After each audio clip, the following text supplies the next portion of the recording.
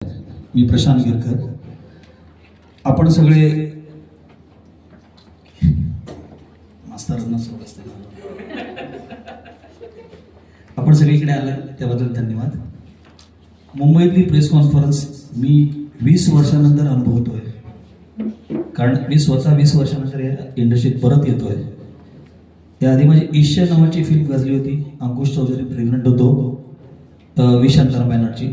ती बऱ्यापैकी चालली, अजून लोक तिचं नाव काढतात.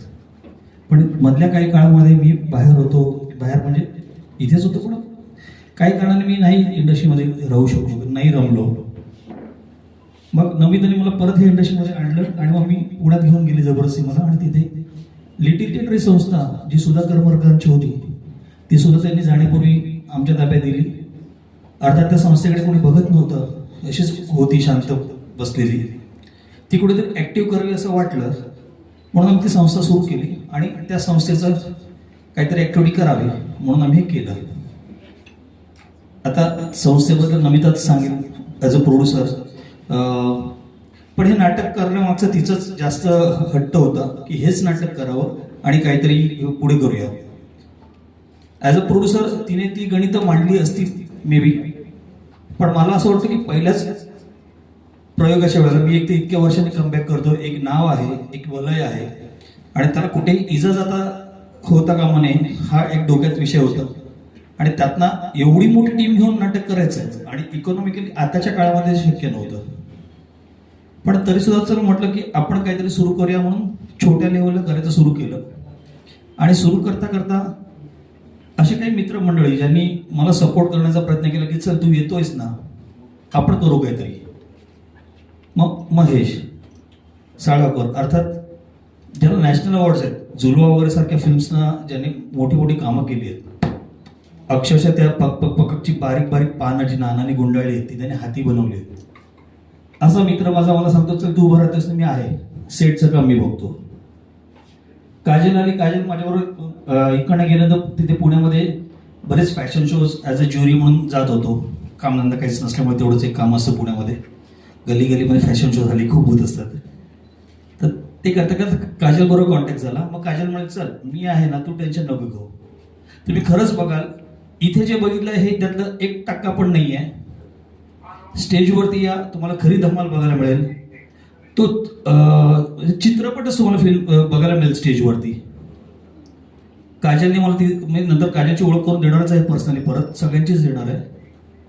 तिने कॉस्ट्युम केलेत आणि ते स्टेजवरती इतके सुंदर दिसत आहेत त्या लाईट्समध्ये की ते मी त्याचं वर्णन नाही करते. तुम्ही बघाल आणि तुम्ही सांगाल तेव्हाच ते जास्त सोयीस्कर होईल.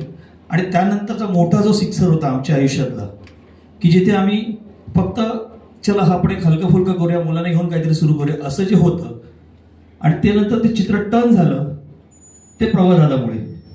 कारण मला एका नाटकाच्या प्रयोगाला त्याने सांगितलं होतं प्रशांत मला तुझ्याबरोबर काम करायचं आहे. आता तो बोलून तर मोकळा झाला होता, पण माझ्या हातात काहीच नव्हतं, मी काय त्याला काम देणार. आणि ही संधी आली आणि मी त्याला असं सहज फोन केला, म्हटलं चला बघूया. पण तो पण वेळा लगेच हो म्हणाला, वेळ पण नाही घेतला मला विचार करायला. हा मी करतोय काम, एवढंच बोलला. मग आमचं टेन्शन खरं सुरू झालं की आता हा म्हणाला मग सगळं चित्रात अजून बदलायला पाहिजे. आणि मग ते चित्र मोठं होत गेलं आणि जे आहे ते आज तुमच्या समोर आहे. कमर्शियली कुठेही कमी पडू दिलेलं नाहीये. आज सगळ्या कलाकारां किंवा जे कमर्शियल नाटकं चालले आहेत त्यांच्या तोडीने आम्ही उभे राहतो आहोत. पुण्यातनं मुंबई याचं कोणी डेअरिंग करत नाही, ती डेअरिंग आम्ही करतो आहोत.